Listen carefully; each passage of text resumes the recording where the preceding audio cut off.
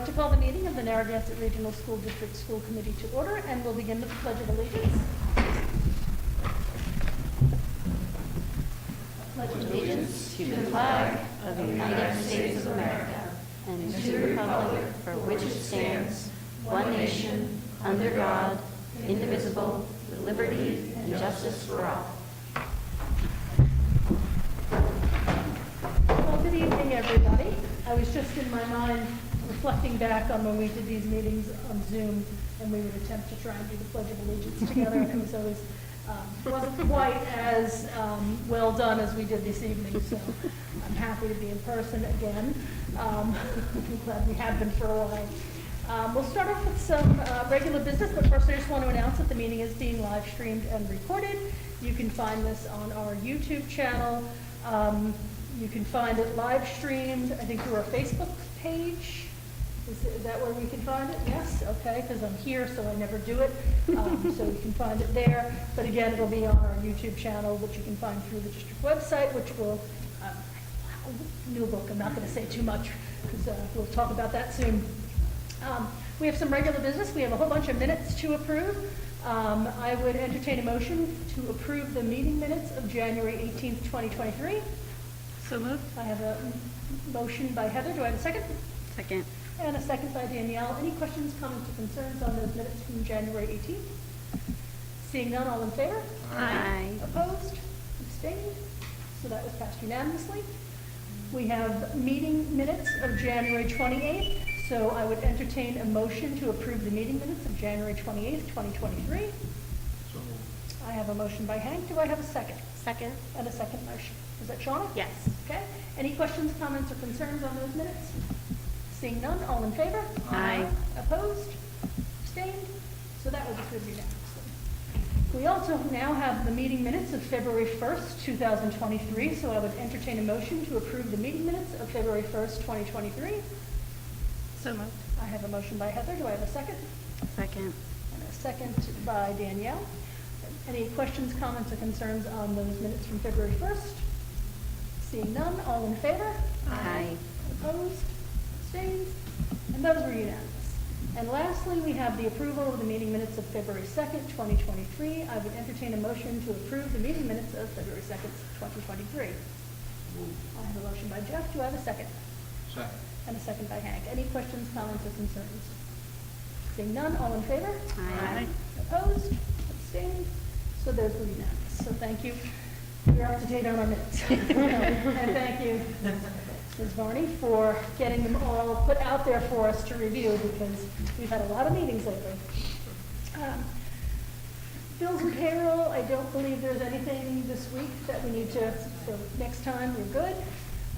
So our first appearance is about our pre-K program. I'll turn it over to Dr. Kazanant just to introduce it and introduce our speakers tonight. Thank you, Madam Chair. So we initially thought that we'd have Ms. Terry Bond with us, but for the record, Madam Chair, she would have come in, and she was planning on coming in. She had to be ordered not to come because she wasn't feeling so well, and so it was a group effort in terms of telling her that she must be well, and that was mandatory. So we are very lucky to have Ms. Amy Dufour and Ms. Carrie Pellet-Charlin, whom have been pre-K teachers for 22 years.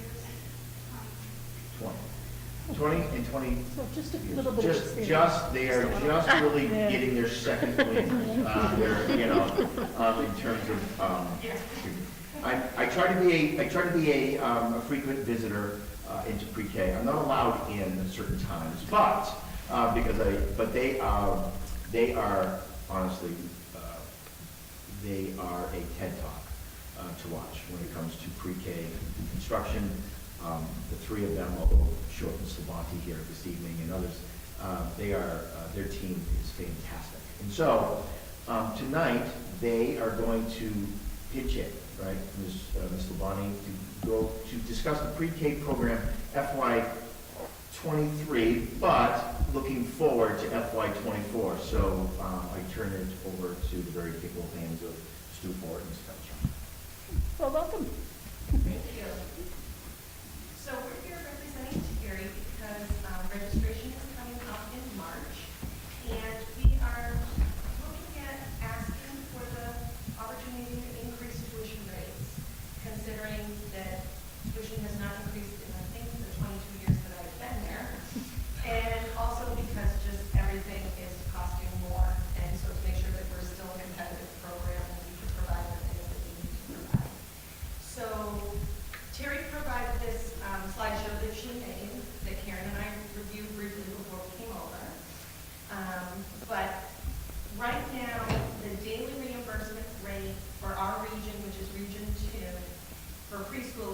a day for a full-day preschool program, which means that a child on a voucher, when the district gets the money for that voucher, they would get $50 a day.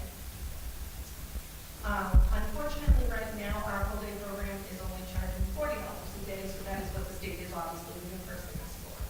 So Terry was looking at proposing that our part-day program that runs 2 days a week, 2.5 hours a day, which is currently at $16 a day, be increased to $20 a day, which would increase it annually by $296. The 3-day-a-week part-time program, $16 a day would go to $20, which would be an increase of $424 over the year. The 4-day afternoon program, $16 a day currently, would go to $20 with a $568 increase for the year. And our full-day program that is currently at $40 a day. She did the numbers, I think she's proposing $45 a day for the following year at an increase of $900. But she also put on there what a $50 a day would look like in terms of rates, and it would bring it up to $1,800 additionally per student per year. Not per student. Yes, per student. So she figured out that if we increase the part-day program by $4 a day, the hourly rate would be $8 an hour. The full day, if it was $5 additionally per day, the hourly rate would be $7. And if we increase the full day by $10 per day, the hourly rate would go to $7.70. So we currently have 19 students in the full-day program, 17 of them pay tuition. Of the 17 who pay tuition, 5 of them are in voucher program. 5 students are on IEPs, and only 2 of them are tuition free. The other 3 have walk-in services that we receive throughout the school day. And then we have 5 students who attend the extended day program, either before or after school. Sure. So the Monday, Wednesday, and Friday morning program are the 4-year-old programs. So typically those are the ones going to the year before kindergarten. And you can see the annual tuition there. And we have 18 students in one class with 14 students paying tuition and 4 on IEPs. And then on the other class, we have 18 students with 14 paying tuition and 3 on IEPs. Oh, that should be 4. So they both are 4. Then the Tuesday, Thursday program, we have the 3-year-old program, and 14 students in one class with 9 students paying tuition and 5 on IEPs, and then 14 students in the other class with 10 students paying and 4 on IEPs. And then Monday, Tuesday, Thursday, and Friday PM class, which is a mixed age range. Both classes have 12 students and 7 students paying and 5 on IEPs.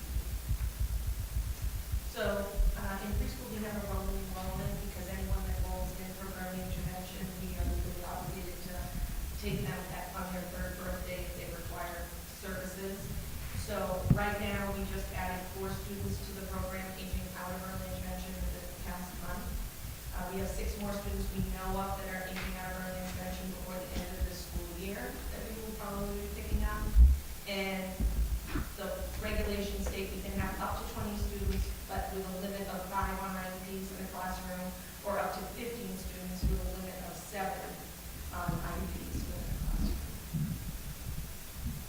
And it says because we're required to provide services on the child's 3rd birthday, if they age out from early intervention and are eligible for services, we must keep some slots open for the course of the year.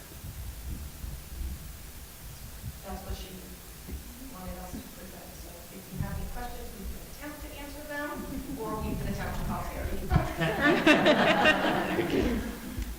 I just had a quick question. You mentioned that the voucher program for preschool is $50. We're only charging $40, so they give us $40. Do they give vouchers for the preschool kids as well? And that's capped, obviously, at whatever we're charging. So Yes. Okay, so there are vouchers for that. Questions from the committee? So I guess the only question I would have is, what is the recommendation for the full day that Terry has asked you to convey to us? Are we recommending doing the 45 as the first step, and then see how I that think that goes. was her thought, was so that it wasn't such a shock to a new program and new families, but I don't know what her ultimate thought was. Madam Chair, it makes sense to, because we're one of the few full-day programs, there's obviously quite an expense to that, and our recommendation is, our thought would be to actually charge the $50. It again is still in line with the average. If this is not something that is so, grossly overcharged, it's actually the average. So that is our recommendation, just given that the cost, to run a program. How many total students? Or is it 20, but in the whole program though. Right now, we have 100. Yeah, 120. So that would be our recommendation from the school side of things, just given what we know the costs are. Just because you're saying that 50 is the average. Yes. That's the average. Going back to that original slide. And do we think that increasing the rates would negatively impact enrollment at all? Given, and I would defer to the experts, but given what we know, what daycare is costing, or other private preschools, that is very, I would say that was very competitive. And I would venture to say, and again, without Terry, who does, she calls all the area preschools as we know, I have to think that is much, is low. I can tell you that my son is 19 and went to preschool in Gardner 19 years ago, and I paid more than what we're charging now. So I really wish we had had this because I would have totally taken advantage of it. I guess my only other question is, and this is not contingent on a vote, of course, but I know last year we were going to see how one classroom was full day. Have there been any discussions yet about a second classroom? Has there been expressed interest by, I know at first there was a little bit of a waiting list, I just don't know, what the thought is, because obviously the benefits, when it was pitched to us to say, here's why we want to do this, it's just a fabulous idea with great benefits. So, and I think at the time I challenged to, how do we get another classroom out there? But we can't do it unless we're in a position to. Have those discussions been started yet? Are we looking? I will say that Terry is not shy to bring any new idea forward. I have not, that has not been discussed with me, and I don't believe that that's something that, Not that we are. yeah, at this point in time, I think. And that was the challenge, was So at the this- room. Right, we don't, That's right. it was the Yes. one room that we, And it was how to fit to the current staff configuration, everything else that the one classroom seemed to, it's all coming back to me now. So, but I still would like to challenge, how do we, this is such a great service to the community. It serves the district so well to have these kids in our care and be able to provide services for them prior to them getting to kindergarten. How can we look at potentially in the next couple of years to see if there's a need to respond with another classroom? Because I think that would be really great. the space would have to be probably the very first hurdle, quite frankly. And I think from there, we would have to, as we did at Terry and company, look into, they really did what I would describe as a market analysis of what the need was. We knew that there was plenty for what ended up being the full day, which would then translate potentially into another half that you know what I mean? So they kind of graduate their way up. So that's a great question, and something that we don't need to put Terry on speakerphone on, obviously, but we could question that. But honestly, space right now would be the disqualifying factor. We just don't have another, and they have to be within close locale. They have to be in that same area, so it's not something we With can put up on the the third right floor. space too, and you've got to have it set up so that your bathrooms are, Yeah. so that definitely makes Exactly, sense. So. exactly. But that's something I will absolutely, when I go for my weekly visit down, I'll ask Terry about just that.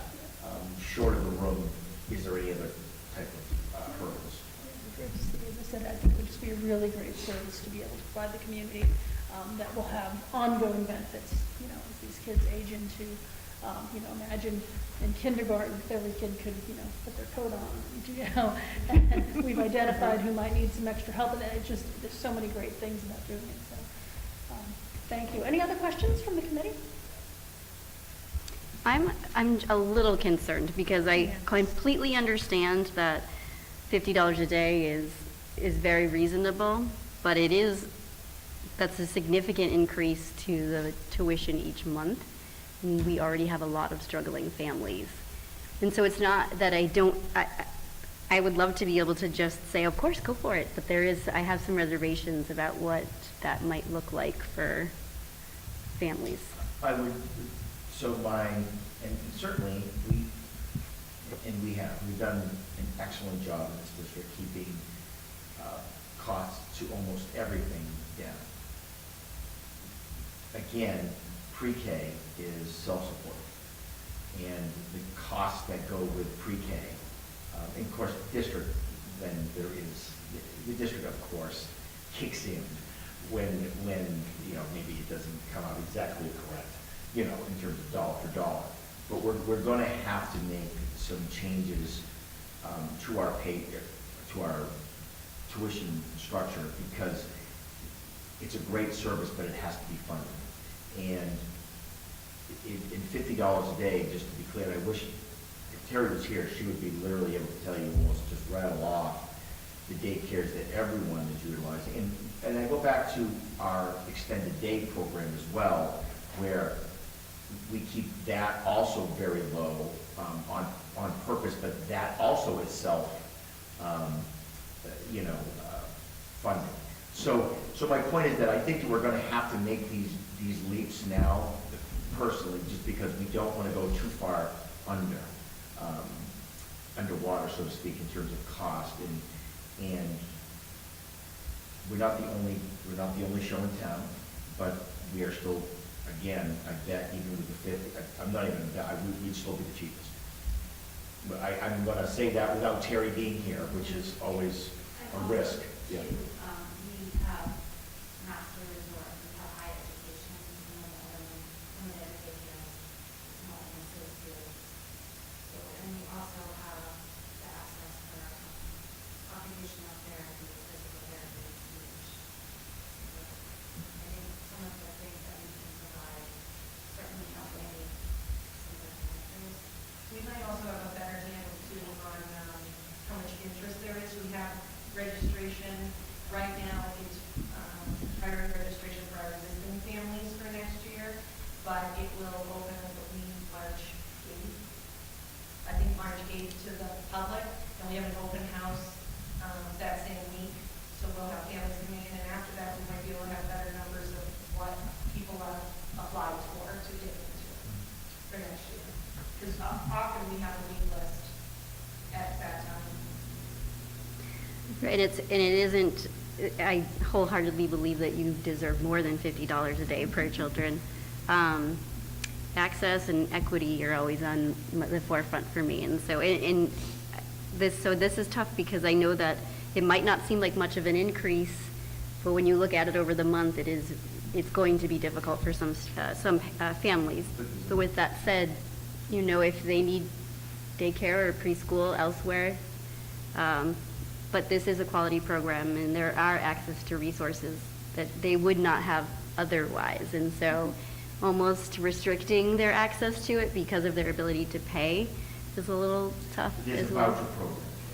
So it's based on income, but the voucher program, which I don't know what the percentage of our kiddos are on the voucher program, but that will be taken into consideration, and the rate will be paid by the state, which I think is very important. Again, it's a $10 increase a day, which I'm not poo-pooing that whatsoever, but our costs, of course, have gone up considerably since, if you say it was I forgot what the company year is. 22. You know, so certainly, you know, we have to take that into consideration. So the voucher program certainly helps those who might financially need assistance. And so I think the equity issue in terms of poverty, I'll use that, is addressed through that.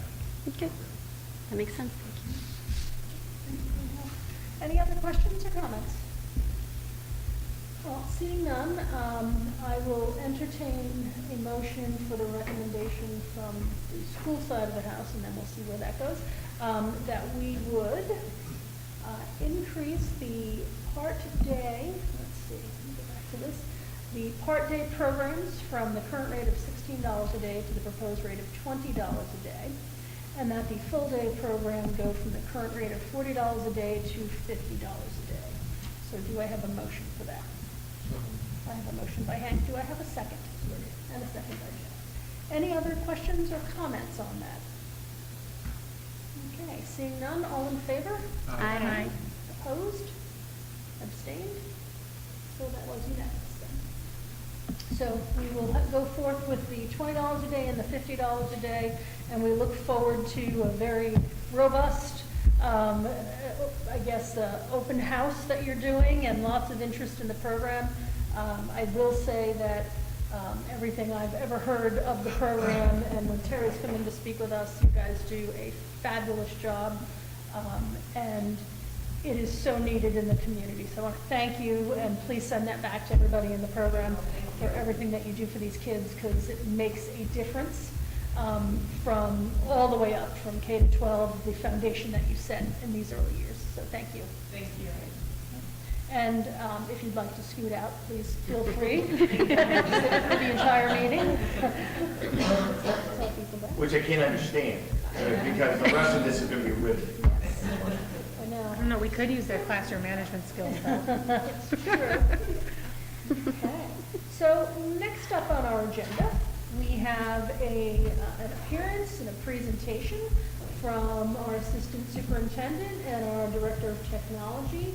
And I'm going to turn it over to Dr. Kazamian to introduce the topics that will be discussed today. I'm actually, with your permission, going to really defer to Mr. Perchi, because this is going to probably take a little bit of a run-up in how the two have blended into this presentation. So, with your permission, Madam Chair. Absolutely. Well, we are going to start off this evening giving you an update on what we learned in the data we collected from the communication survey that we sent out to parents and community members back in November and December. So we had quite a large window of time. So we're going to start by going over the results of what we learned from that, what some of our action steps are. And then Jared's going to be presenting some updates that are connected and related to some of those action steps in relation to communication and in relation to security from the technology side. So because the action steps as a result of the survey are so well connected with some of our current initiatives in the technology department, it really made sense for us to sort of dovetail these presentations. Just a question, Anne, were you able to hear okay, that we're picking up the volume okay? I just want to make sure that,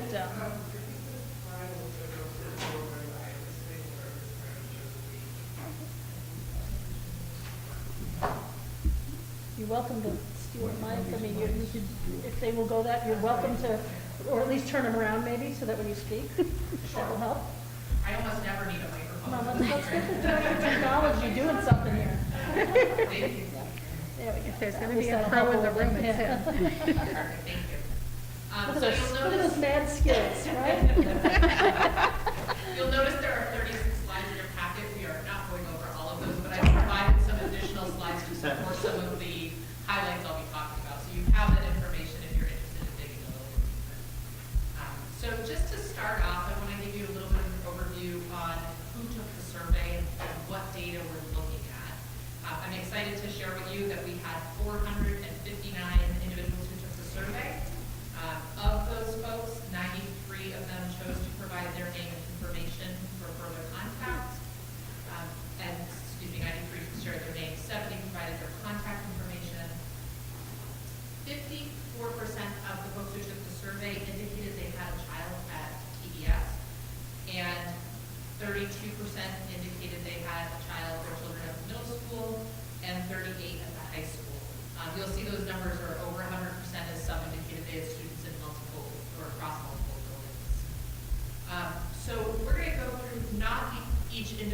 item, although you do have that information. But we're going to talk about the highlights that have really helped us analyze where we're at with communication practices in the district, and really are helping to inform some of our next steps as we move forward. So to start off, we asked questions regarding the sources of communication and how people access those. Of the information we gathered, the highest across all of our schools were robocalls. That includes how we're pushing out information through emails, texts, and phone calls using our automated system. So that was the system folks indicated that they appreciate and use the most. The least used was paper mailings. So that gave us some information about really using our robocall format or using technology where we can push information out in those formats. In terms of the types of communication, down here, across the board for all of our schools, we had the most positive data that we received in regards to our communication for school openings and school closings. The data that we received that we could improve on are areas including performing arts and athletic results. So as you look down, these are ranked ordered essentially based on what folks were most in agreement with that we were doing well, down to where we have opportunities to improve. In terms of the type of communication, our school newsletters across the board for all schools was our highest. We got a lot of positive feedback regarding our school newsletters. And we had, and you can see looking at the numbers here, we actually received quite positive feedback across the board for all types of communication. But our school website and Facebook pages had slightly less satisfaction, but they are still at or above 80% satisfaction across the board. So please know it's relative, but we received pretty positive communication or feedback return in terms of how satisfied folks were with the communication. So overall, we did get a lot of positive feedback on the types of communication that are going on.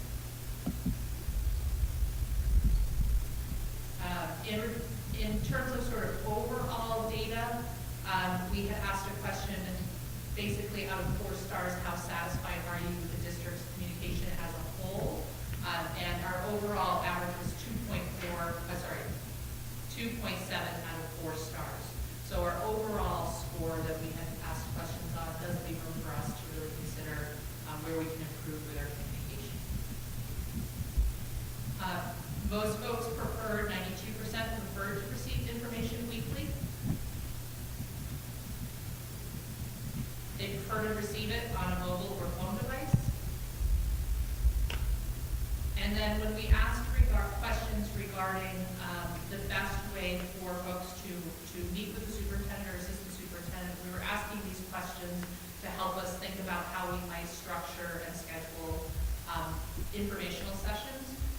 We received a variety of information from folks on this. You can see the highest percent with a preference for in-person. And similarly, when we asked questions regarding times, we received feedback that the majority of folks would prefer to meet in the evening. So that will help inform our future sessions that we put out for folks in terms of informational nights or opportunities for folks to come in for some collaborative conversations. We asked a question to help folks rank the order of importance for topics. We realized after unpacking the data, the way the question was worded might not have given us the feedback we were hoping it would give us. We were asking the question, hoping to gather information regarding which topics would you be most interested in coming to the table to discuss. The way the question was worded was, please rank these in order of importance. So we're looking at this next set of data, thinking we may want to reword this question in the future. However, people had ranked school safety and security as their #1 area of importance, followed by curriculum and academics, policy, testing data, athletics, and art. We, at length, our administrative team went through the written comments that we received, and we were able to identify patterns and trends at the school level and at the district level. And we definitely had some really clear positive trends trends, and we had some great opportunities for us to consider how we can grow out of those trends as well. So some of our positive trends we identified, and I wish they were still here to hear this, but we had multiple comments really providing positive feedback about our communication with our preschool department. And that was really wonderful to see.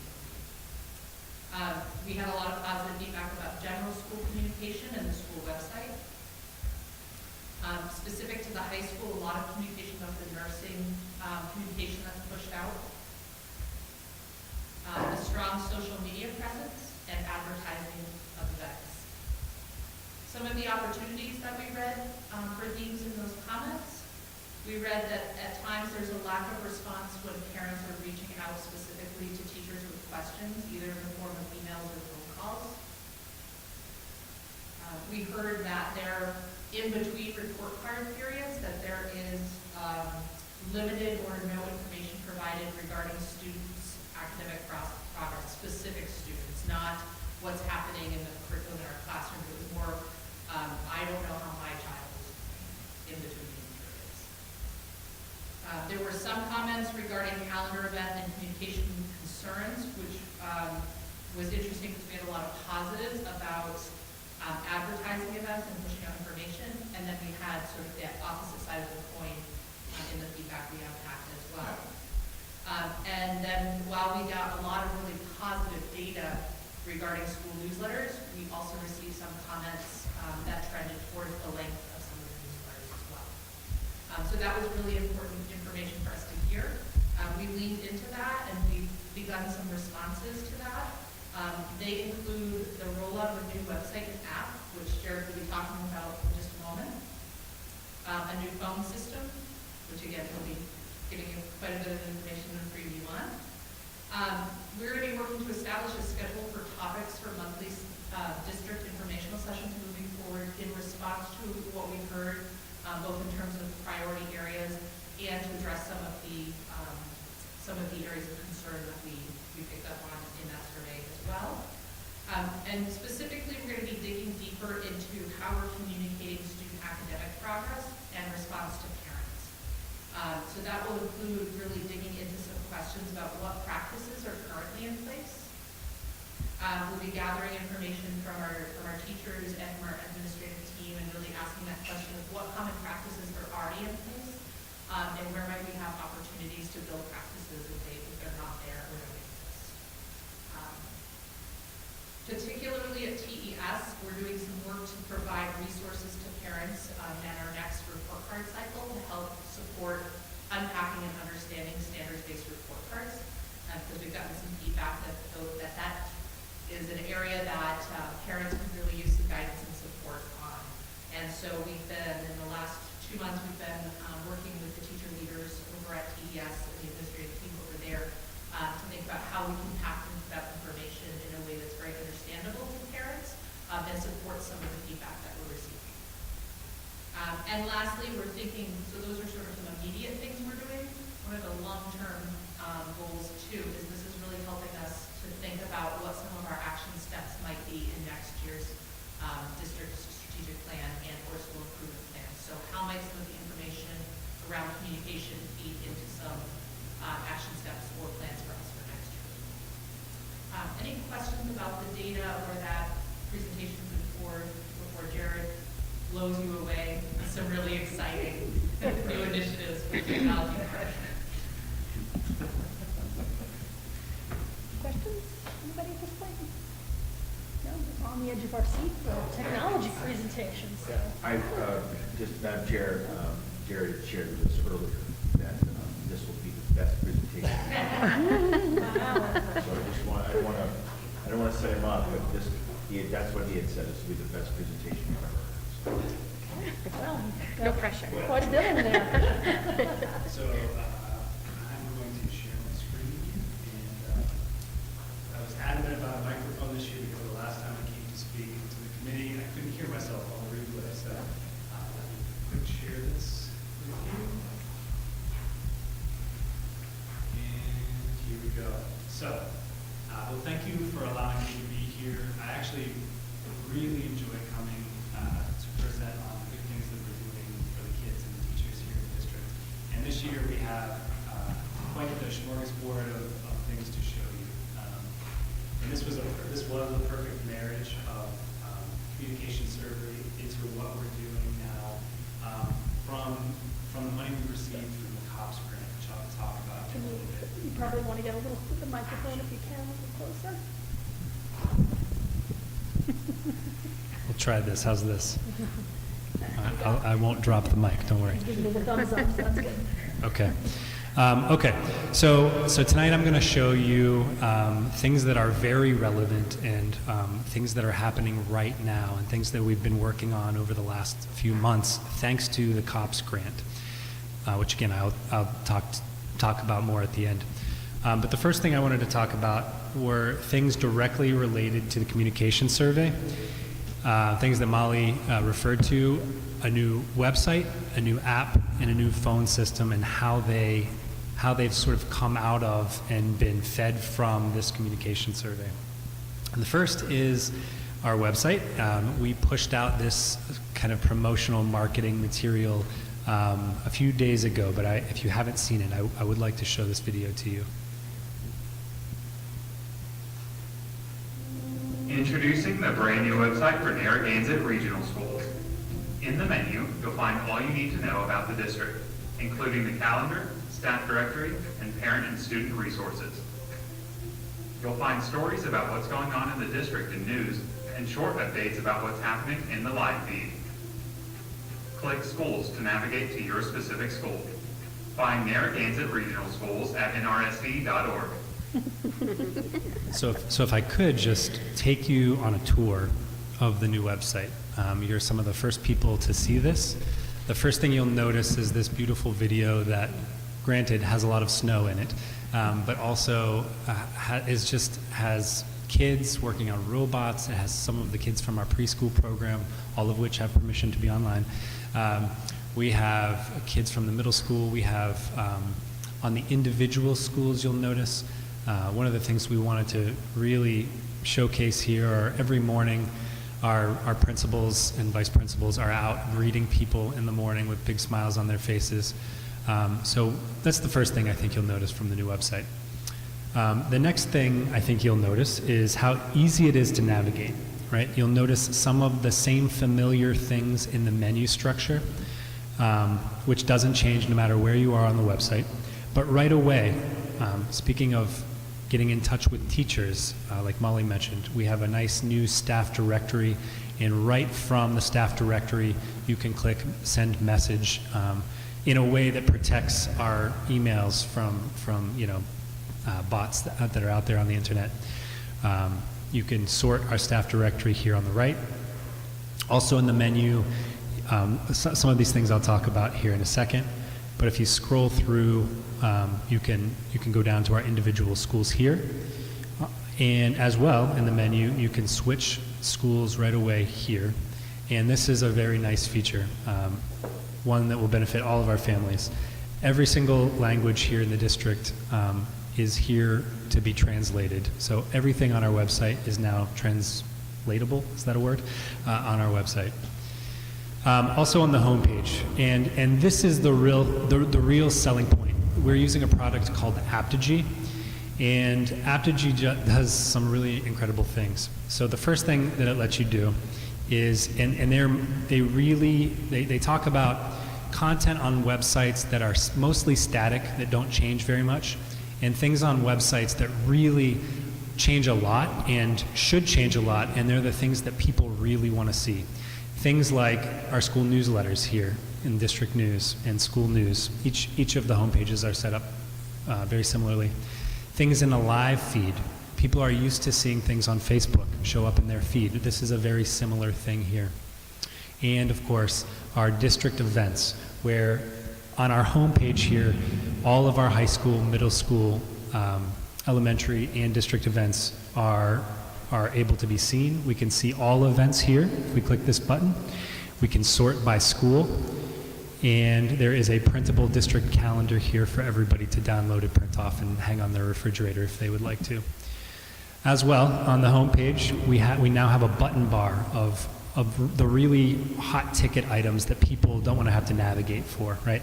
What are my kids having for lunch today? How do I register a new student? And the ever important school committee page, right? There is a whole section of the website for the school committee, but this is the most basic. This is kind of the about us of the school committee page. So this is the front section. This is the website section. The other great thing about Apogee is there is a built-in app. And I want to take you back over to my slideshow now. Okay, back into slideshow. And I want to show you a little video of the app.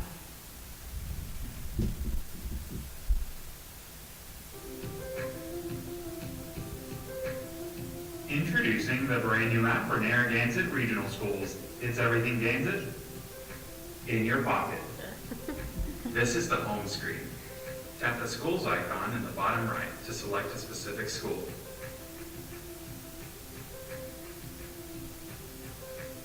Tap the 3 horizontal lines in the bottom left to see all the menu items. To turn on push notifications, tap Settings and select Push Notifications. The Events section shows a list of events throughout the school. You can use this button to add an event to your calendar, or tap here to share the event with friends and family. I love The that feed feature. is where you'll find updates from administration about what's going on throughout the school, whether that's celebrating a student's success or reminding you about an upcoming deadline. Search Narragansett Regional SD Massachusetts in the App Store or Play Store to explore the app for yourself. It's everything Gansett in your pocket. So we can see, if we go back to the website over here, once this goes live, and it goes live on Friday, down at the very bottom, Android users and Apple users can download the app right here on the homepage. It's live out there now, so if you actually went to search for it, you could find it. And it's ready to go now. So most of this marketing material is going to go out on Monday of school break to let people know that the new site is live, but this all will be live on Friday, Friday after school. So the other great thing about this Apogee product that we're using is that it builds in some of those, Molly called them robocalls, right? So on the back end of Apogee, when a principal or when Susan or Dr. Cassavant want to send out something to the community, you can check off, okay, I want this to go to the live feed of the website. I want this to be a push notification on the app. I want this to go to Facebook. Oh, and I want it to go to the district Facebook and the high school Facebook page. You can also send a text message. So all of that is built into the back end of the website. So not only is it more user-friendly for our families, it's way more user-friendly for our staff to push out that information. Any questions so far about this? Okay. I believe Mr. Young at the high school has shown it to his parent advisory council, and they has gotten some pretty good feedback so far. All right, on to the next thing. So the next thing is our phone system. So I've only been here for about 2 years now, and there have been many things that we've wanted to do with our existing phone system that would either cost a fair amount of money to do, or our phone systems just flat couldn't do it. One of them, and most importantly, is the E911, the Carey's Law and the Ray-Bombs Act that require us to, when somebody dials 911, for the emergency responders to get both the location and the room number where the person dials 911. On our existing phone system, that is not an easy thing to do, and is not a cheap thing to do. So, as with all of the products that we're looking at now, Zoom Phone was something that I saw a few years ago, and it really started here in Massachusetts in the private school sector, and is now exploding in the public school sector as our most cloud-based phone systems. The thing that is, well, if you don't mind, I'll play this other video for you to see, so you can see some of the features. We have full, marketing budget here. All right, here we go. Zoom Phone is an enterprise cloud phone system that allows you to use your desk phone, computer, or mobile phone for reliable call management. Zoom Phone is a native product within the Zoom platform, bringing together meetings, chat, video, voice, and conference rooms for a unified communication solution. Connect on any device from anywhere within the Zoom desktop and mobile app. Zoom Phone also supports traditional desktop phones and pairs with popular office phone headsets. View your call history, listen to or read transcribed voicemails, and return calls. Quickly and efficiently save and review phone conversations with on-demand call recording. Manage delegation of multiple lines, shared line appearance, automated call queues, and intelligent call routing through the admin portal. Monitor call performance and automated call quality scores with the Zoom Phone dashboards. Vital network data and phone usage are tracked automatically. While on the Zoom platform, a Zoom Phone call can be easily transferred to a desktop phone, to a mobile call, video call, or a meeting room at any time for a seamless and truly unified experience. Zoom Phone can be your full-service cloud phone system and easily scales to the largest organizations with bring-your-own-carrier capability and integration with best-in-breed contact centers. Zoom Phone is the unified solution for all of your communication needs, making it easier than ever to connect the way you want. So the next video is about the E911, which I've already talked about, so I can skip that. But some of the selling points for us in the Zoom platform is obviously we already use Zoom, right, for the meetings. And this part is huge. When we go to Zoom Phone, our teachers will have unlimited local and long distance calling and an external DID, so they never have to give out their cell phone again if they don't want to, right? They can set office hours. They can get transcribed emails, which we can't do now. We can do a call tree for all of our schools, so that if you call the main number and you want to get to the nurse, you can get to the nurse immediately instead of having to talk to somebody. You're looking very thoughtful over there. Anything you would like to add? Oh, thank you. Well, all right, very good. So we are going through the process now with Zoom to prepare. This will all happen this summer for the Zoom phones. Any comments or questions on this before I go on? I did want to show you. Like I said, over the last 2 years, they have been exploding. Let me make this a little bigger for you. These are all of the public schools right now who are going either are with Zoom Phone or are going to Zoom Phone. So the other piece of this, and this is actually happening next week. All of these things, and the reason we're talking about this now is because of kind of when it's happening, and because it's also related to the COPS grant. We, over the last 2 years, have started replacing our security cameras with the Verkada video cameras. Verkada also is an umbrella platform. It's a security platform that also does door systems and intrusion alarms. And utilizing the COPS grants, over the next week, we will be swapping out all the rest of the security cameras, door systems, and alarm systems. So these are some of the products that are offered by Verkada under one umbrella, and these all work together, which is great. We've put in a few vape sensors here at the high school, the access controller, the door systems, the cameras here. We have about, I'll talk to you about that in a second. With this, I wanted to show this. This is some of the things the principals can do when they pull up floor plans of their schools. They can see motion, which areas of the building have people in them, and they can click on them and see cameras. I do have a short video here. I wanted to show it partially because it illustrates how one small community is using Verkada as a platform, and also because this community happens to be 15 minutes away from where I grew up in Ohio, and it is related to law enforcement here, which is a segue into the next piece. Cartersville, West Virginia is the third largest metropolitan area. The reality of it is that the time for change. Now you just have to be ready for anything and everything. Verkada's are great for several reasons. Lack of traditional infrastructure, there's no DVR, there's no NVR. Networking is incredibly light. We don't have to manage the storage, which is huge for a city with limited resources. Our officers have access to these cameras through their laptops and their vehicles. The camera's at my fingertips. whenever I need to go back days or weeks at a time to review surveillance in certain areas. It's been a huge asset as an investigator. They're very flexible and versatile, and we can put them anywhere quickly. If we jump 10 years ahead of where we were even a year ago. Surveillance is going to be a part of, I think, probably every public safety plan in the future for communities across the United States. So that video in particular talks about law enforcement, and it's something that now that we have this cloud-based video surveillance system and door system and alarm system, that our law enforcement are able to take advantage of this. I've already sat down at Templeton PD, and we've worked with the police department there so they can see what's going on in our buildings. So if there's motion at 3 o'clock in the morning, all they have to do is pull up their monitor and take a look inside of the building.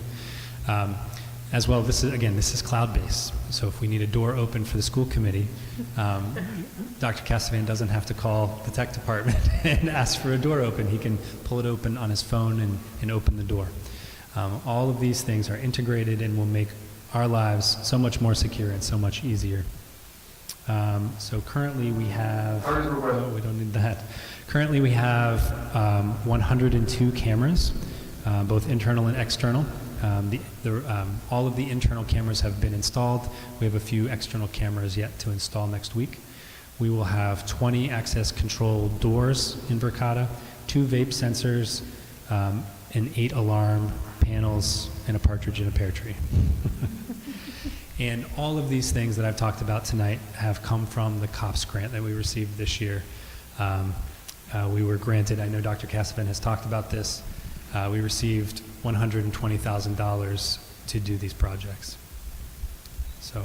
Is that one thing to that, Jeremy, too? I just want to say, with the Verkada as well, Jared actually talked about opening the doors, but then the administrators who need it with their app, they can do an immediate shutdown, and they can do a one-touch shutdown. So if there was an emergency on campus, they could just hit that and shut the whole place down, or shut whichever doors. Absolutely. I love that. Any questions or comments or anything? Questions, comments from the committee? I have a question. So the COPS grant paid for the installation of these items and for the cost of the items. Are there ongoing costs that the district will incur as we? Very good question. And yes, there are cloud licensing costs every year, just like there were ongoing costs for our existing systems. The great thing about cloud systems, and prices have come up since we put in the original NBRs, which is the old servers that kind of collected the video recordings. The great thing about a cloud system is they never fail. Their servers are in the cloud, and there's no replacing hardware every 4 to 10 years, depending on when your hard drives have failed. Just in the last 2 years since I've been here, we had a drive die down at our new school, down at Templeton. So of course there are ongoing costs, cloud licensing costs. But some of them are even more flexible and more predictable, like our phone costs, for example. By purchasing unlimited licenses for our teachers and our staffs, there aren't questionable local and long distance bills every month, right? We know how much our costs are going to be every year. But that's a very good question. I'm amazed by all of it. I mean, from the website, which is gorgeous, and the app and how easy that is to use, and then, I mean, the technology that's keeping the kids safe is just unbelievable. I think that the kids and the parents especially should be proud that their kids are in this district. A lot of hard work. And it really just started out as just really just being proud through the process. Jared, Kate, who obviously last year, and Marie went through, oh boy, right? So it was hard because the process to get money from the government, as everyone knows, is difficult. But we did, they did. So and it was worth it because it was our goal. And again, security, all this has something to do with really communication, but really about keeping everyone safe. And so So this must feel wonderful to see it come to fruition and your hard work is paying off. It's a great feeling. I mean, we had planned to do this over the course of 5 to 7 years, and really the COPS grant allowed us to. First of all, we were one of 3 school districts in the state, three institutions, libraries, schools, everything. One of 3 organizations to get the COPS grant, but it's really sped up our timeline quite a bit. We have a comment from Jen Smith as well. Yes, please. She says the website looks awesome, looking forward to mobile. Thanks for all the hard work on this and security/mobile grades. Yeah, I think what's most exciting and to see how this communication survey and the technology pieces are working together. You know, list the items that you're most, you want to hear more about. Security. Well, here we go. We've got a lot of things in place. I know that mobile access to things is huge. Everybody has a phone, and so I think it's, I think someone once said, boy, it'd be nice if I can read everything. I've been sitting in pickup line, right on my phone and be able to. So it's really exciting to see that you've really taken the feedback from the community and taken the monies, and thank you, Anne-Marie and Kate and Jared for all the work, and Molly, now that you're involved on the implementation side, and Chris obviously, kind of with the big picture of everything, to put a focused lens on the needs. Every day you're hearing something else out there, and to know, I think, Danielle, you said it well, the parents should really be proud of this district for what we're putting in place. So it's really great to see. I look forward to downloading the app. That'll be the first thing I do tonight. I look forward to hearing from administration what type of presentations that we want to push out to the parents. I know we did a series last year, so I'll be really curious to see what you guys come up with. I'm sure it'll be very entertaining. And I'm sure, I'm just looking and I'm thinking back to the feedback, how do you want to meet? I think we did a hybrid version. Was it recorded and then people could watch some of the sessions? I think the second and third maybe? I'm trying to remember. I believe so. Yeah, it was definitely I'll call it live, it was Zoom, that we recorded. I think one of the sessions we couldn't keep the video posted or something after. I can't remember which speaker it was. Maybe because there was a speaker. Oh, that's right. Yeah. Yeah. Yeah. So I look forward to hearing what you guys come up with. It's, I know we joke a lot about, let's do another survey, right? But it is so important to hear what the community and the parents want. Question, did we have students as part of this survey? I honestly don't think so. And I only ask because I think maybe the next time that might be voices to include, and maybe it's a different set of questions or a subset of questions because they're all going to be specific. I would really hope that a student knows, and look at it, Zaya, that you can log into your student, your portal to see your grades, and you pretty much know where you are academically, and maybe that's why you haven't told your parents where you are, right? But I think it might be interesting to get some feedback from the students as well. I think it might put an interesting perspective on some things to hear their voices too. So maybe the next time that's something we can include. So, anything else from the committee? I just had a question. So if the student were to download the app on their phone, will they be able to get notifications, say if there's a 2-hour delay or no school or something like that, so that they have some control over, not mom and dad just saying, oh, school's canceled or... Yeah, so the way that it works is it's actually very similar to your other apps that you've downloaded. If a push notification goes out to the app, there's no logging into the app. Okay. So if a push notification goes out to anybody with the app who has push notifications turned on will get that push notification. Great. And as well, in the back end, we have call groups for students, call groups for parents. So if they choose to send a voicemail, an email, or a robocall, text, Yeah. voice call, they can select those individual groups. That's But great. we do have a group that can meet everyone, including students. I think what's so great is to, to give some control to our students, right? Like, as a parent, you're telling your child what to do and when to do and how to do it. So for them to have some say, control over their school and notifications and all that, I mean, they love technology, the kids today. So to have an app on their phone, you know, hopefully it's another way for them to engage more with their school. The feature I love most about the app is being able to go to the calendar and actually add things to my own calendar or to share with, like, you know, it's a really great thing.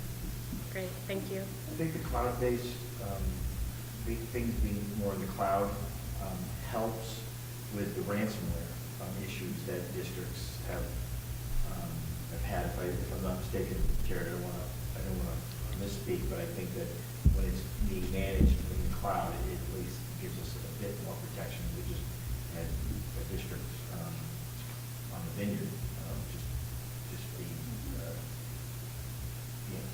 basically locked down until the ransomware issue. So We do have what's called an EDR, incident response solution. It's called HSFX, which is supposed to recognize those sorts of things and shut them down. Of course, anytime you can get something off-site, that would be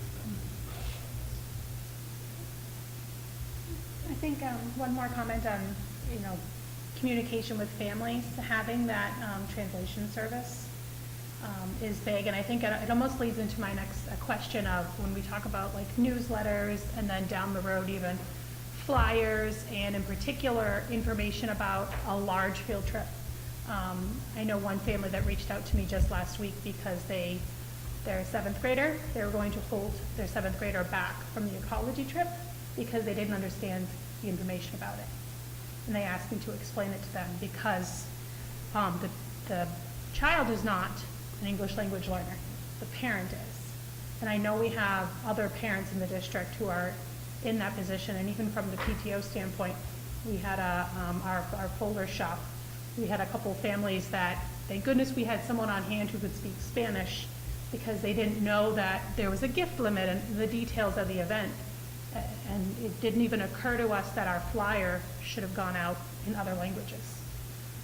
So I know that translates the app, but like how the newsletters are loaded, or if they're not a PDF, not the app, I meant to say the website, will that translate those? So there are anything that's directly on the website. Mhm. We've had this conversation with our administrative team saying, I know we just told you to put things in PDF format because it's more encapsulated, more mobile learning. We're going away from that now. And it's really hard for some of the principals because they love their newsletters and make them pretty. And I was like, okay, you can put a link to your PDF there, but make sure the text of that, the meat of the document is on the website so you can translate it. That is a larger conversation, I think, about translation services. And it's handled very differently in different districts. There are companies that handle this for the larger districts, but for the most part, there are staff members of the district that do translation services, and it all kind of boils back to who translates. Right. Anything else? I'm just excited to use it as a parent. Yeah. It's been a long time coming, so kudos to you and everyone that, made this possible. There were two ladies here that they were part of a small team, Susan and Molly were both part of the team that were working over the last 2 months. How you liked it. So just a question only because I know, Susan, you're going to be the one probably doing a lot of the ease of use. It's really. Smiling. So, It's really easy to be able to put something in and know that it's going to go to every platform that you choose that you go to. It's just. Is that reformatting? It's great. Great. Well, thank you for coming in and presenting to us. It was good to, yeah. And all the hard work that's gone into this. We look forward to another update, maybe towards the end of the school year, just to see how, you said what's going in next week. It's all of the rest of the products. So we have all the internal cameras are done. We have external cameras to do core system and live systems. And we'll start on Monday. Yes, it's Monday. Yeah, and good luck with the phone system, because I know that can be difficult from a user perspective. The technology is always the easy piece. It's the user experience, and I really I probably won't be here, but I think it'll be really interesting for the committee to hear how that Zoom interacts, that I can take the call, and supposedly my phone at work does that. I have no clue how to make that work. So it'll be really interesting, and how that will help the teachers. I love the fact they're going to have a DID number, that they don't need to give out their cell phones. They shouldn't have to do that. And the great thing too is it really brings together the whole community, because we could give the bus drivers attention on their, if they download the app, and we're not forcing anyone to use it. If a bus driver or a parent had an app on their phone, they have that direct number, whether they have a classroom phone or not, right? So people are easily accessible. Yeah. Right, well, thank you. Thank you. Very exciting. All right. Next up, we have our student representative. We have Zaya here with us. So I'm mainly going to give some updates about the early college program, but I'll just give a quick recap. So as you know, the Macbeth play was last weekend, and my friend and I went to opening night, and I just wanted to say I was just so impressed with the cast and how they performed. And it just made me so much more excited to see the Wizard of Oz musical in the spring. So for the early college program, for the intro to speech class, our first speech was the icebreaker speech, which was last week. And the next one we're doing, which is going to be due after break, is an informative speech. So we have to record ourselves, edit the video, giving a how-to or informational presentation about usually something that we like to do. So that'll be interesting. I just wanted to say what I really appreciate about the class is after each presentation or speech activity, we have to give a reflection, like saying how we thought we did, 2 things that we thought we could do better, and 2 things that we were really proud of afterwards. Overall, the content of the class isn't too hard, but you learn a lot about yourself when you're speaking in front of people. But I think we all appreciate the size of the class being so small. I think we're already kind of getting used to each other. So the other class is the culture awareness class. And every week we have to read essays from the textbook. So far it's been about poverty, rural versus inner city, and education, and how intersectionality, I practice saying that word. Intersectionality affects each of them. And it's just so interesting to see how everything is connected and like where stereotypes and these systems of oppression kind of stem from. So that was pretty much my wrap up of the update and some upcoming events. I think a lot of that will be kind of after break and into the spring, but I know that the English Honor Society is trying to set up a bingo for books like sometime in the spring. So that was it for me. Great, well, thank you. All right. Next up, we have public input. Is there anyone from the public that would like to speak tonight? Seeing none, we'll move on to NDEA. We do have Ms. Parker with us. I'm here to visit in person, but not really much anything happening. It's nothing too exciting because everybody's going hard at work before break and getting things done. It's getting a little restless, but everybody's managing before break. We have to play this weekend in middle school, which I know very well with me. And then on this Friday, we're having a faculty versus middle school basketball team game, so that should be fun and interesting. And then a little break, and I think everyone will come back ready to go. Thank you. Well, as we always say, please, send along our thanks to everyone, and tell everybody to get some good rest. And let's hope that we get some nice weather during the week. Exactly. And everybody comes back refreshed, so thank you. All right. Next up, we have a budget update. I'm going to just throw them 3 things together in the business manager's report. I'll just throw it over to Anne Marie if you want to talk about where we are with FY23, anything about FY24 that's new, and then whatever the information from your business manager's report. FY23, as you know, we have a budget freeze, but it's actually working. For the past 2 months, my bottom lines remained the same, which is a good thing. People are calling on an individual basis if they need something, so things aren't being denied. It's just we're asking to please think if you really need it when it happens. So that's working, and we're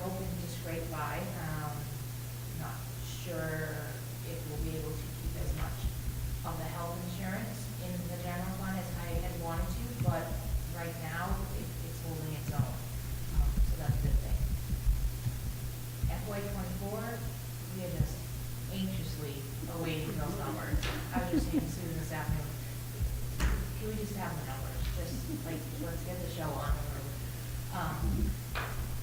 But we don't have them, but we do have some things like that we know. One of the things that we got finalized last week was the increase in our health insurance. I was anticipating a 10% increase. It's averaged between like 8 and 10 the last few years. Well, we have a 13.75 increase, which to our bottom line, the 10% I anticipated was a $200,000 increase to that one line item. That extra 3.75% is another $100,000. So, needless to say, that will probably end up coming from school choice. So while we're talking school choice, I actually thought that this might be a good time to sort of go over our school choice account. So I attached to the agenda it's a forecast that I do of our school choice so that we can sort of see where we've been and where it's headed and how long it will last if we keep doing what we're doing. So a few years ago, I started this, I think it was like FY 19 or 20, I started this just to take a look to see like, you know, we had an awful lot of teachers coming out of school choice, we had a lot of health insurance coming out of there, and then we have like a few, I'll call them like the extra things, the professional development, the emergency items, if we have a big repair or something, you know, that the general fund just can't handle, this is kind of like our go-to. So at the top of the sheet, it is, you can see the actuals, like the revenue that we have taken in each year and the expenditures that we have spent, and you can see the student count there as well. So in FY 20, there was 235 students generating $1.3 million worth of revenue. But as you can see, the expenditures were 1.5. So luckily, when we started this, there was a balance. But as you can see, as we're going down the line from FY 20 to 21 to 22, we're losing students each year, which is a commitment that the district has made because our elementary is full. So what I did is I forecast that if every year you lose 30 students in your revenue side, you'll go down by these numbers. So for FY 22, you can see there was 184. FY 23 right now, as of December, there's 176. So luckily, the 30 that I had projected that we're losing, we're not. We are able to replace them, but not like we were back in FY 20. We're still going down, but not quite as drastic as that first year. So also, as far as expenses, we have currently in FY 23, we have 8 teachers coming out of our school choice. In the past, we've had up to almost 12. So when we started this, we sort of made the commitment, I'll put it in quotes, to work towards getting those teachers out of here and school choice out of here. So every year when I'm doing the budget, I'm trying to move some of our health insurance over to the general fund, and I'm trying to move a half to a whole teacher to the general fund side. So we are down from like that dozen teachers a few years ago, we're down to just 8 teachers in there this year. And last year, with our increase in Chapter 70 on the general fund side, we were able to move a big portion of our health insurance over that way too. So you can see, like I had budgeted for FY 23, hoping to spend about $330,000. Well, I've spent $380,000. I'm hoping I don't have to spend any more out of here, but if I do, it is there. For FY 24, right now the way it's budgeted, I only have 7 teachers planned, so I am still trying to move them to the general fund. And the health insurance, I tried to, my goal was to move $50,000 a year to the general fund sign. It has not worked out that favorably for me, but on paper it looks good. But as you can see, if you focus back up to the top, when I first did this a few years ago, we were gonna run out of money in FY '26. By replacing some of those students and trying to be really careful with the extra stuff that we take out of here, we have bought ourselves like a year and a half. So right now, according to this, moving a teacher and moving health insurance, we can get ourselves through FY '27. Well, that's better than FY '20. Was it? I think was. Was it? I mean, it was the end of 2025. I actually think that, yes, I was gonna say, I think it was a little sooner when we first did the first cut, when we presented that, and went, whoa. Well, thank you for updating this, and, you know, it's interesting that I know we're assuming the loss of 30 school choice students, and what we've seen as the trends, obviously we haven't been able, it's not a smart move to add anything at the elementary school. We're adding students at the high school, we've added students at the middle school, and at some point, you know, this trade-off, we still, you know, yes, it's wonderful that people want to come here, but we do have capacity issues, so, you know, is 30 a realistic number? You know, can we replace some of them? I guess every year we'll have to see if, you know, I know when Dr. Kazmit talks about enrollment in just a bit, we'll get the update on how our residents are going. So, any questions on this from anyone? Thank you for putting this together again. I know you attached your business manager reports. Was there anything to highlight with those? We've already talked about the general fund and the budget freeze. I don't know if anyone noticed, but the grants are starting to wind down. Most of the ones that carry from FY '22 have been spent and closed out.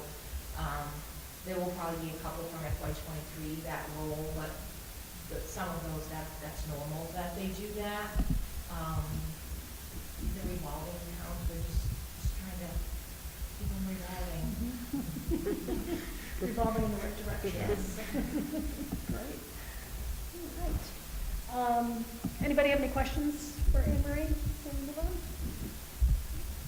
I'm going to turn it over to Molly if you have any other curriculum and instruction updates, and I know we're going to talk about the program of studies. So just the program of studies for tonight, we were going to make a communication update of the program of studies. That was probably my time. Though I have a lot of additional information I'd like to share with you. Are you okay to go right into the program? Absolutely. Jump right in. So you'll see in your packet the program of studies that's proposed for next school year. Our high school guidance department had worked at length, some of our teachers, leaders, and the high school administration to really put this together. There aren't a lot of changes, but the changes that you'll see, which are highlighted in red, are primarily around Project Lead the Way and our special education courses.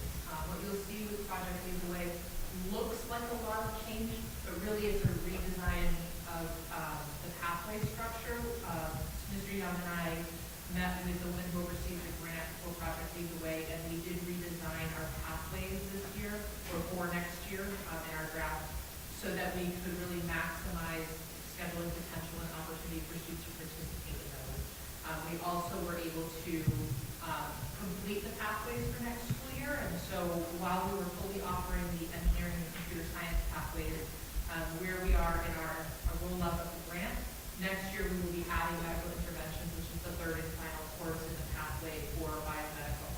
So really excited to really be able to say now we fully can offer those three pathways for students, the engineering pathway, the computer science pathway, and the biomedical pathway.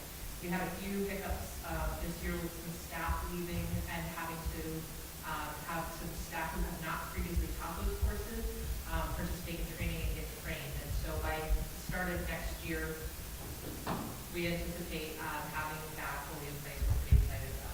You'll also see towards the back of the program of studies, the addition of our life skills classes and our Thrive classes, which are currently running in an operation, but we realized we didn't have those in our program of studies in this previous year. So we're putting those in there to ensure that students get the early credit, and also so that those courses are appropriately described for any needs moving forward as well. So those are the major changes that you'll see, and then there are some grammatical updates as well.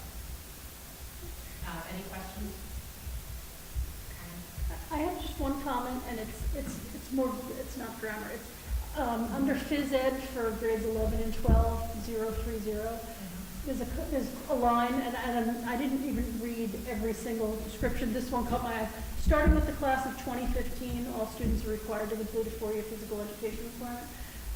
Do we even need to say that? It's just, it's a requirement, period. Like, and I know we had it in there because in 2015, we made the change, but we're in 2020, class of 2023. It's kind of, so I don't know. It just caught my eye, like, is it really needed? That's on page 36. We don't necessarily need it there because it's also represented in page 6 under the graduation requirements, so it is redundant. Perfect. Okay. Any other questions or comments? I did just want to bring up one thing, and I brought this up over the years, and I really think we need to rethink our AP credit and how we administer that.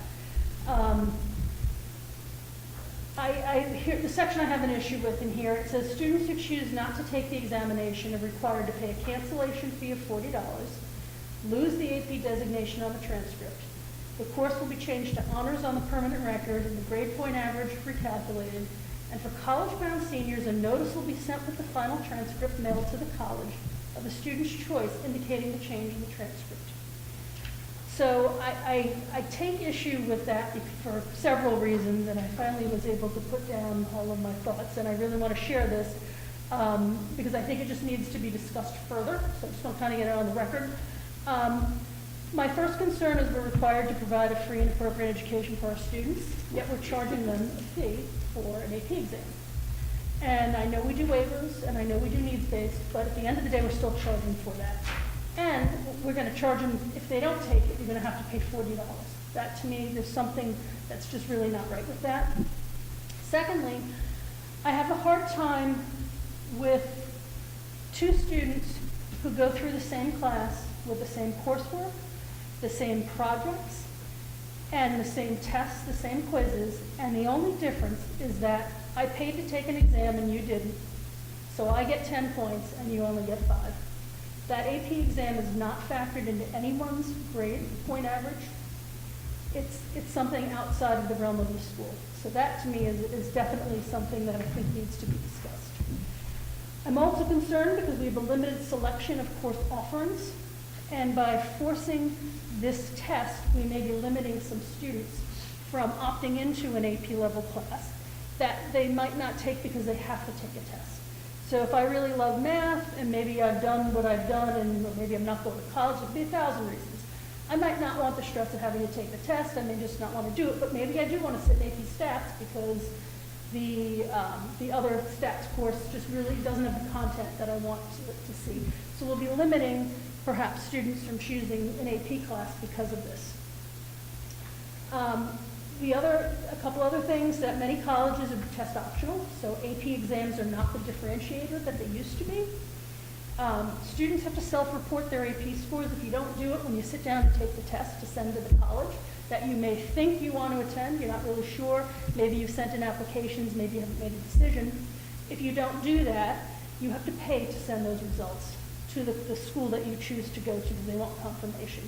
So the students are only going to report tests, because that's the other thing. When you sit for a test, if you don't know what you're going to get, you don't want that score going to that college until you actually get your result back. So you're probably not going to indicate where it should go. So there is a fee that is associated with sending those scores off. Fifth, and maybe most importantly to me, these AP tests are administered by the College Board, which is a for-profit organization. I liken this to the MCAS, where it used to be Pearson's, I don't know if it's still Pearson's, and I question the validity of their, I don't want to say the integrity, but their commitment to continuous improvement and making sure that the curriculum, the resources, the tests are all up to speed, as well as the grading. And I know that we do have representatives from this district that do go grade AP, and they spend a lot of time and they do a fabulous job. I don't want to take that away. That's not the piece I'm worried about. It's the organization as a whole. They're out there to make some money is basically what my complaint is. And as far as the arguments about, well, if we don't require the exam, then the kids aren't going to take it, I don't think that's the case. And that's on us to educate the students as to what the benefits are. I have 2 kids that have gone to college. I have one who had a ton of AP classes. She got no credit for any of them. She only got a math placement for one of her scores, that she was able to jump a class. I have another student who had 45 credits going into college, which is awesome. So I understand both sides. Depending on your school, you may not get credit, but in one instance, I have a kid who can maybe get out in 3 years, double major, get a certificate, get minors or whatever. So there is a financial benefit that I think that we as an organization, as the district, have to make sure that our students understand. And I don't necessarily know if we would see a decrease in the number of students taking the exam, the ones that would normally do it. So I really think that we have to really take a look at this. Accountability metrics from the state only look at the number of classes and how many kids take them. We're not graded on how many actually took the AP test. That doesn't factor into our accountability metric. And the other thing I've done is I spent some time and I looked at what other districts do. I've done a lot of research into the pluses and the minuses of changing policy or how you do that. And it's all over the place. There's really, you can't find like 90% of the districts, it's not. It's really a mix. And if you go back, and I'm not going to bore everybody with the history of how AP started and why it started and where it started and how it got out here, and we had a lot of grants to get it off the ground for a whole host of reasons. Things have changed with the whole AP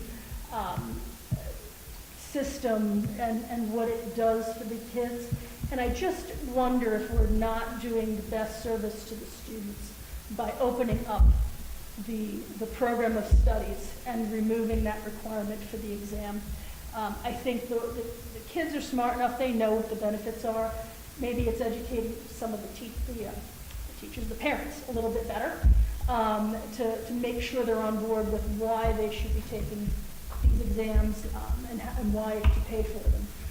But anyway, so that's my position on AP. I have to say, when I talk to other parents, and especially with my kids in college now, and we talk, this district has a fabulous offering of advanced coursework for students. It is unbelievable. One of the things I know we've discussed is that it's usually that middle tier that we struggle with. We're starting to build up the capacity to have honors classes or college level classes, but we don't have, we're just too small to have a huge book.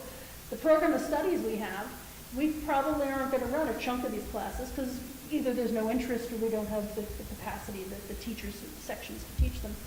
So as I look at this and I think through, what AP means and how it can benefit our kids, I think we need to engage in a discussion with people about, the administration and whoever else, maybe some of the teachers, maybe talk to the students and see how they feel about this AP requirement and see if it's right for this district moving forward. So that's my spiel.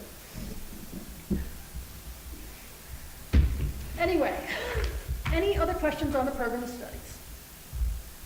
Seeing none, I would entertain a motion to approve the program of studies for, let's see, I want to make sure I get the name right. It is the 2023-2024 program of studies as presented. I have a motion for Hank. Do I have a second? I'll second. And a second from Danielle. Any other questions, comments, or concerns? All in favor? Aye. Opposed? Abstained? So that was unanimous. So good luck to our rising juniors, sophomores, and freshmen. Do we have 8th grade classes in here or no? We do not. One of the things I failed to mention that you might have seen is that we did remove our career exploration class from this because technically speaking, our program of study is for grades 9 through 12. So you know that course is not going anywhere. It's just offered for 8th graders. Okay. Well, good luck to the rising, and this is then, I guess, the rising 8th grade. That will be freshmen, sophomore, juniors, and they would have a program of studies they can select from. So thank you. And I look forward to further conversation about it. Great. And now, Dr. Cazanet. Okay, well, a lot of the thunder has been stolen, which is great. That's okay. So in terms of the report, certainly I went to the Saturday Macbeth presentation, and I don't know.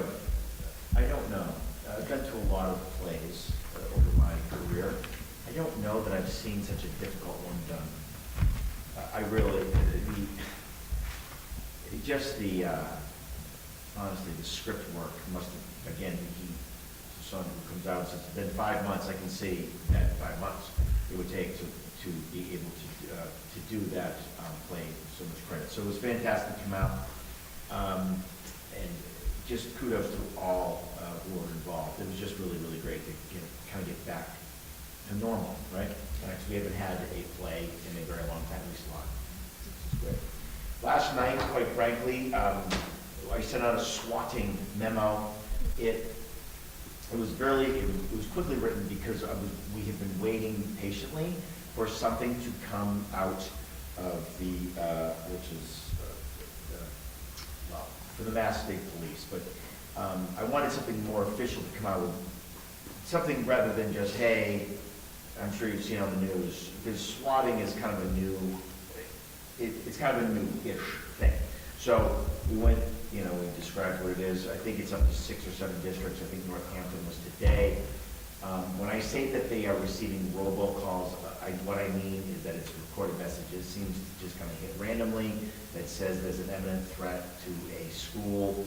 The local districts, Fitchburg and Clinton, I believe, yesterday and the day before, they kind of all went together. So I just wanted the community to know that if in fact we do receive one of these, fraudulent swatting calls, that we are prepared. Our law enforcement partners and I have been in discussion, and of course the principals and just everyone is on the same page, and we hope, and the FBI is involved trying to track down who's ever playing these messages and just randomly sending them out to wherever doing. Middle school girls basketball, I have to say, they went 17-0. They are, as the kids say, a whack. They are good. They are very good. And it was a pleasure to watch them. And the boys team, you had a great time. I think the 4 boys, they were very good. But this girls team were just really, they would just roll. And it'll be great to see them come up to the 9th, 10th, or the varsity JV, wherever they end up. It'll be great. But they're a great bunch of girls, and we do have some pictures up on the website. This great sign. We received another grant. It's really more of an opportunity to be part of the conversation next year. I was hoping Jared was going to stick around just for a minute, but the Executive Office of Technology Services and Security, or EOTSS, and it's really about cybersecurity. So it's a grant that allows us to be part of a training / conversation with our municipal partners and involved in the school. When I say there's no money involved, we're not going to receive funds. I don't believe so. I hate to say this, but we just don't want any more grant funds. I only say that from the bookkeeping. With very specific purposes, with absolutely no way to do anything else. So we'll be part of that conversation next school year with our, our local partners because, cybersecurity is an important thing. So we were very happy, and Department of Ed called me personally to let us know that which kind of threw me off, because I just received an email. I want to piggyback on school choice for a minute. So,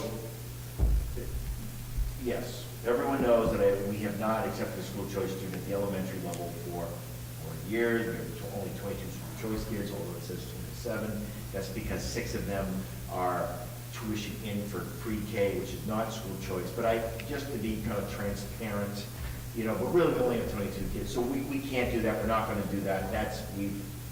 We're done with that kind of, in a sense, conversation. Where I want to go is that I want to start, we're going to need to take in school choice kids. I'm going to have to do it. From a financial standpoint, I'm just going to say it out loud that you just heard what Anne Marie has just put forward. We have got to build up those coffers as much as we can without jeopardizing, class sizes and all these type of, all the things that we're concerned about. And we'll have to do it at the middle and high school. I'd rather do that sooner rather than later, because I want and need to know sooner rather than later where we'll be positioned in terms of class size. Yeah, school choice in. I never know school choice out. You've got to know that I never know that until it just happens. I know how many school choice kids I'm going to lose as seniors, and that is a number of 13. I never know how many I'm going to lose from I'll call it the 8th grade, transitioning into wherever they go, because many of those kids from other towns go to Monty Tech, or so they become, that, or they go. I need to know sooner rather than in June. And one of the major reasons is Susan and it becomes really a bit of like Hunger Games. Quite frankly, and it all happens all within, and we've got to make notifications within literally a couple of weeks. Where do we sit class size? High school, you don't really have, when I say this, yes, there are class sizes, and we have to be very careful with that, but it doesn't break down the way middle and high school do, because some classes don't have as many kids as others, because it might be an advanced class or whatever the case is. So as of right now, the middle school sits at 24, 23, and 25 respectively per class. All right, 5, 6, 7. 23, 24, 23, and 25. The 7th grade will move up to 8th grade. They'll become part of the high school mechanism. We have as you know, a large 4th grade class that will be bumping up to 5th grade next year. So what I'd like to do, and I would imagine that this would probably be discussed next meeting, is that I would like to start the process of accepting applications. So we open up a portal, they put the information in, and so I can really in real time, and a lot sooner than we normally would, start looking at these possibilities. It was really hectic last year, and it became really disorganized because there was just a lot going on in, say, in June, right? May, June, everything goes on in June. And of course, at the high school, there are a lot of opportunities there. We know this, again, just given numbers, you have, well, right now we have 127 8th graders. We absolutely know that number is going to go down. We know that because there will be X amount of kids who will go to Monty Tech. Not only from our district, from our towns, right, who go to this district, but they also from other towns because they are school choice here. So we often lose anywhere between, call it 22 and 28, 29 kids, all right? In terms of the 10th grade moving on, we know that we have very low, for the most part. We have 97 in the 10th grade, 68 in the 11th grade. We don't care about the seniors because you'll be gone. Although sad to see you, but they currently have a class of around 70. So my point is that we want to at least do whatever we need to do. We'd like to do it sooner rather than later, using all the same parameters and stopgaps that we've done in the past. So just reading from policy. Yep. So this is, and again, a lot of these things are not Yep. tied to the policy, Right. of course. By May 1, you need to determine the number of spaces Right. in each school available. So that's May 1. By June 1, if we're not taking anyone and withdrawing from school choice, we'd have to vote on that. I think that will happen, so that date doesn't really apply in this case. If we don't do anything, it's assumed we're participating, so we don't have to act. Obviously, residents, students get priority placement, siblings, right, come next, and that's based on that DESE school choice FAQ that came out, so we follow that. The selection of non-resident students for admission be in the form of a random drawing when the number of requests exceeds the number of available spaces. There's 2 drawings. The first one's the last week of the school year, but no later than July 1st. And then the second one is the week immediately preceding the opening of the next school year, but no later than November 1st. So as long as we operate, because this comes from the law, I think opening up the portal is definitely the way to go. Let's see what the interest is, because that will then drive your recommendations. And I think that makes sense for anyone who hasn't been here long enough to go through the school choice discussions. And for Susan, quite frankly, Susan has probably fielded anywhere between 8 and a dozen phone calls already. And what happens is that Susan very politely says, you know, we really haven't opened the portal, and so they will call back a lot. And the number then doubles and triples. I'm just saying, and so it's a lot. So what I'd like to do, quite frankly, the only thing I want to do is really just open the portal and say, not sure yet where we're gonna, but please feel free to put your, in there's there's all the information that goes into that. And then that way we can just, if nothing else, limit the number of phone calls that are coming in, because they will start right after February vacation. And by April vacation, boy, they. So we would just rather open up the Google Doc, quite frankly, the portal, which is a Google Doc, and let them start putting the information in. It sounds all sophisticated, like Doctor Who. Yeah, but there's no portal. It's really enter into the Google Doc, would you? Yeah, and you don't need our approval to do that, so please, I think it's a great idea. We just wanted to simply alert you, so as if you could. And then what we'll do is, that first meeting in May that we'll have, which should be whatever that first week will be, we'll have it on the agenda to take a vote on your recommendations for what we open up.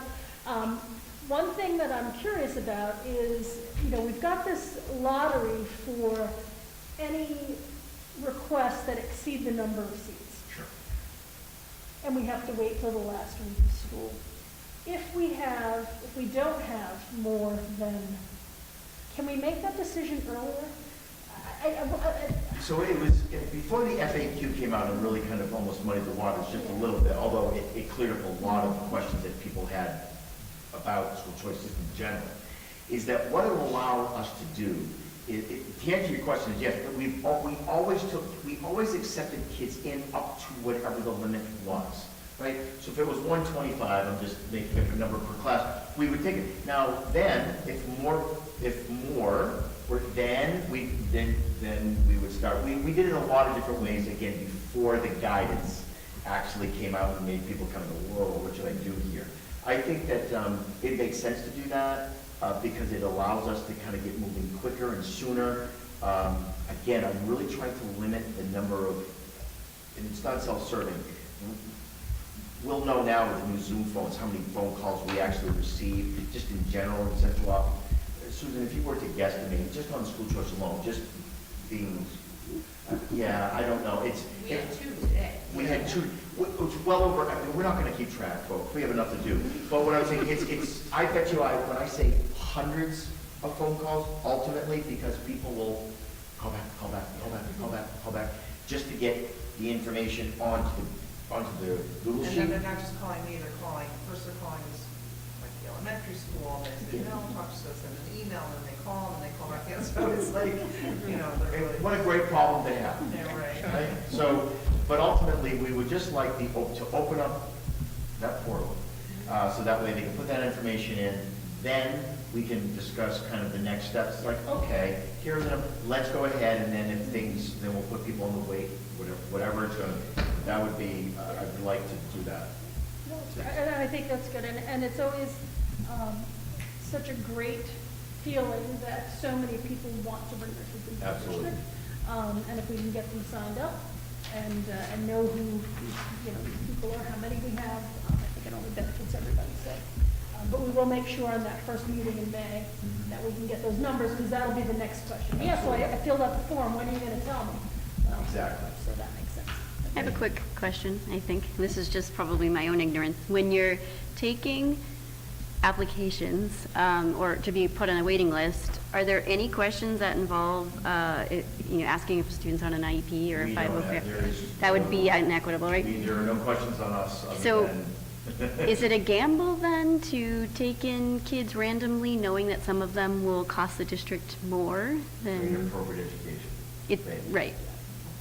Right. So the But answer it's- to your question is yes, but the But right this thing is- to do this is what we do, Yeah, right. yeah. The right thing to do, because that's exactly how the districts that would practice these type of things, they would cherry pick. Are there districts that ask those Absolutely. questions? I'm going to say that, yes. And here's the Yes. interesting, I think But there are a we lot do not. less after that frequently asked Yeah, question. after the FAQ went out, and people were like, wait a minute. Right. You can't ask me that question. So. Well, wait a minute, you can't request my behavioral records or my. But that's what the tech does, and What's that? that's what tech schools are doing, and that's what It's charter part of schools the are doing. admissions criteria they're allowed to ask for. And that's why they're in That the feels news now, icky. because there probably will be some changes to that. So I think you're spot on, spot on. There used to be an interview. You would go before the building principal. I remember that, I'm dating myself, but back, and you would sit, I would come into the high school office or whatever, and I'd see all these kids dressed up, they never wore a tie in their life. And they're literally sitting there waiting to talk to the building principal, who may or may not have been saying things like, so, do you play hard? Oh, okay. Stuff like that. That, of course, those are not even, no one does that. There is no contact with people other than through Susan, quite frankly. But we are going to say to folks, we are not taking any elementary students. I don't want to make it kind of this open, Right. invitation to put a third or second, a kindergartner on the list. Most of the calls that we get, quite frankly, are elementary. But we will say right off the bat, we are not accepting any elementary students, but if you have Middle school? I have said to them, the likelihood that we're accepting elementary is very low. You're welcome to put some on the list, but it's we not. do not give them much hope. Which It's like- is good, Decision not to do because, it. until the school committee votes, Absolutely. and if everybody here decides that we want to take a lot of kids in first grade, we don't care what you think. Yeah, that's Because, it. we're kind of wild that way. Right, you are. You're a loose cannon, the whole bunch. Yeah, so, but yeah, that's only fair, because what if we were in a situation, then at least it'd be on. That sounds like a good plan. So. Thank you. That's good to remember. Okay. I skipped over a whole new section on new business, because apparently I can't keep track of what I'm doing tonight. There are no surplus items, so we would have passed over that anyway. We did have a school committee resignation that I attached to the agenda item. Catherine McClure has stepped down. She's had just a drain on her capacity to be able to participate fully. So she said rather than be a part-time member, she wanted to step down. So according to our policy, we have a couple of choices. I'm going to start with the most obvious. Town elections are coming up in May. It is now the end of February. We can wait for town elections. Her resignation has been passed on to the town clerk over in Templeton. So she's just waiting for us to come to a decision as a committee on how we want to handle this. The other thing we could do is we could post, like we've done in the past. Many of you have stepped into positions from an open one and advertise, and then we have to interview, and we could go through that process, which would probably take us up until the week before elections. So I don't want to, direct the committee on, which way they should vote, but I would like to then, let's make it, I'm going to put a motion out there that hopefully will get motioned and seconded, and then we can have a further discussion. So I would entertain a motion to accept the resignation of Catherine McClure and fill the open seat at the annual town election. So moved. I have a motion from Heather and a second from Henry. Any questions, comments, or concerns with that plan of action? Seeing none, all in favor? Aye. Opposed, abstained, so it was unanimous, so we can let Ms. Harris know that, we'll fill it at the election so she can add that to her list of seats too. I believe Katie was in a one-year term anyway, so the seat is probably already advertised, but at least she'll know that it is open as of this moment. Okay. I don't believe we have anything within 48 hours. School committee comments. Anybody have anything to comment on? Everybody stole my thunder. I was going to comment on Macbeth as well, but I guess the final little piece I can add is what the audience members may not have known was the majority of those actors and actresses on stage were on stage for the first time. They all deserve a round of applause, but I did, want to point out our lead, Macbeth, that young man, that was his first time on stage. And he definitely pushed really hard at the last minute.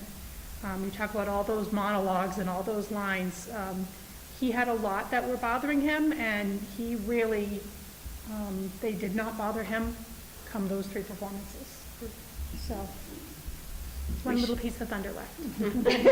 Well, we should also add that you created the majority, if not all, of the costumes for Macbeth.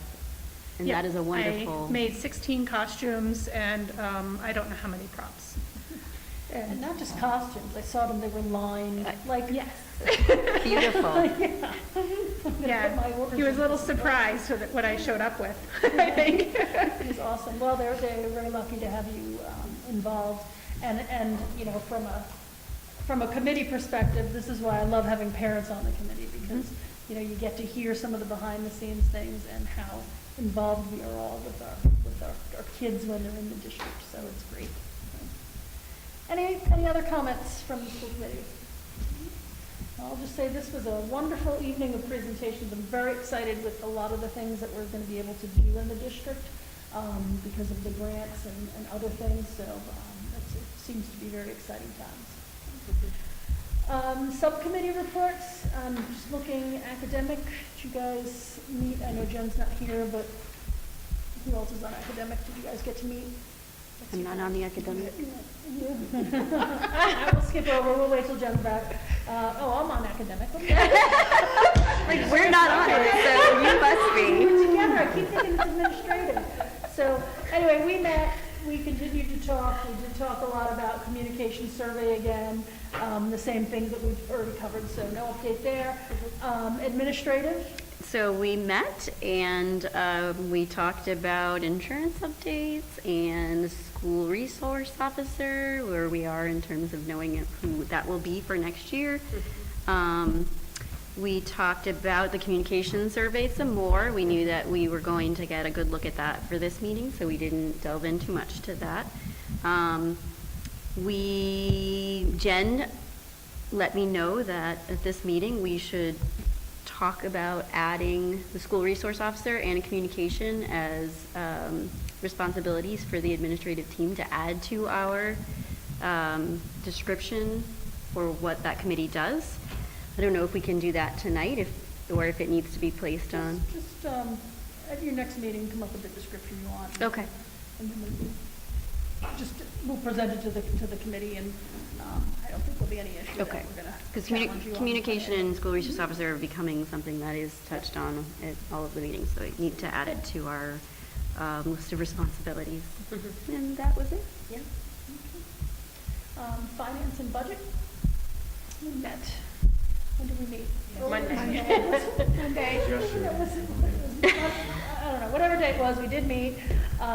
We are going to have an additional meeting, hopefully after the governor releases her budget and before our preliminary budget hearing, so that we can get a preview of what we have, since we're cutting it real close from a timeline perspective. So more to come until that number comes out. We're just kind of, treading water right now. Facilities, any update on facilities? We didn't have a quorum at the meeting, although Dr. Kazmat was going to talk to the gentleman who's offered the land across the street. I don't know if that happened or not. Yes, it happened literally over the last couple of days, literally, and wonderful talking to John McCusker, honestly. Really gained a lot of more knowledge about this area and the history, quite frankly. But right now, it just, although a very fair price, it's just really out of our reach at this point. We looked into leasing. We talked about that for year to year, and it just, right now, just given the uncertainty with the budget and the other obligations that we have, it just wasn't unfortunately doable for us, for the district at this point in time. So, if that should change, I certainly will work with that. Policy, we meet Wait, tomorrow? tomorrow, Thursday. Yeah, our calendar's wrong. Yeah. I was just figuring Yeah. that out. At the last meeting, though, we did talk about the concussion policy. We had our nurse leader, Mariah, come and talk about the dash R piece of it, which was what we actually do. We had kind of copied the policy that MASC suggested for us, and now she's gone through and said, you know what, it refers to this program, but we're actually using this one, which is accepted as well. So we're going to update that based on her feedback, so she's preparing that for the policy subcommittee now. And when we meet on tomorrow, we'll probably move forward with a few other things. And then long-term planning? Our next one is March 23rd. Okay. The next meeting is Wednesday, March 1st, right here, 5:30. At 6 o'clock, we will have our preliminary budget hearing. We will hopefully get through all of our regular business, or as much of it as we can before the hearing, and then we'll go into the hearing at 6 o'clock, so that the public, we encourage them to attend, so that they can come, ask questions, submit feedback to us, so we can hear their concerns, their thoughts, and their ideas. And then, just as an update, remember on March 8th is when we anticipate doing our final and the actual budget hearing. Same thing, we come in at 5:30, 6 o'clock the hearing will kick off, and then it'll end with the vote of the certification for the budget by the school committee. So that is the plan. We do have another meeting March 15th, so there are 3 meetings in a row. Just want to give everybody a heads up, and that'll be our regular business meeting. So I don't know, Dr. Kasman, is there any reason tonight that we need to go into executive session? No. No? Okay, I think that we're going to come up. So with that, To adjourn. okay, we have a motion to adjourn. Do I have a second? I'll second it. And I have a second. Mimi. Thank you, Danielle, for the record. All in favor? Aye. Okay, well, that's a non-favorable motion. So thank you, everyone, and this meeting is officially adjourned. What time is our meeting tomorrow? 4? That's what I thought. I know. But for whatever reason, I didn't write down the time. No, it's always at 4. Do I assume it's at 4?